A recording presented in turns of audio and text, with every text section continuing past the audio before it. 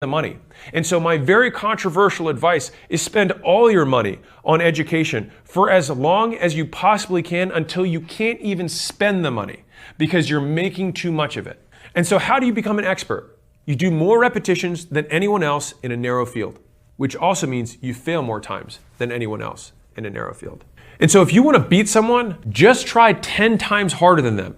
And you only really need to try 2 or 3 times harder, but you probably don't realize how much harder they're trying than you are.